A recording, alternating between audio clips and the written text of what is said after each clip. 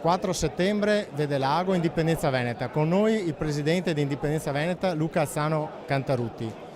Buonasera a tutti i telespettatori, buonasera.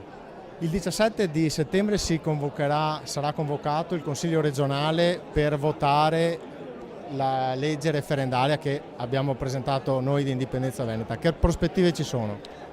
Il 17 settembre può diventare una serata veramente storica all'esito della votazione del Consiglio regionale. Diciamo che il progetto di legge 342 che indice il referendum per l'indipendenza del Veneto è stato concepito da Indipendenza Veneta, ma come dimostra questa serata con centinaia e centinaia di persone, oggi viene sostenuto da tutti i veneti.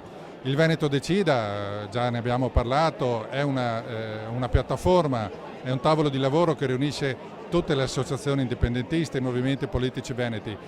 Su questa spinta, sulla base di questa spinta, siamo convinti che il giorno 17 il Consiglio regionale del Veneto troverà la forza per approvare la legge che indice il referendum per l'indipendenza del Veneto. Io sono fiducioso.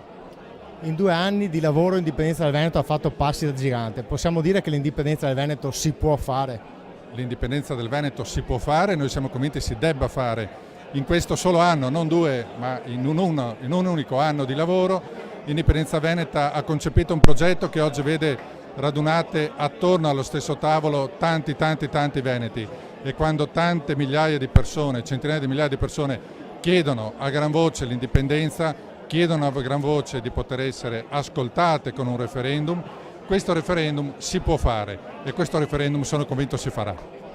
E lo vinceremo anche, verrà votato sicuramente a stragrande maggioranza il sì, perché i veneti non possono fare diversamente. Io di sicuro voterò sì, e come me e tante altre persone questa sera cercheremo di spiegare anche a chi è ancora indeciso i motivi per cui è giusto votare di sì per l'indipendenza del Veneto. Presidente, grazie e buona serata. Grazie, buona serata.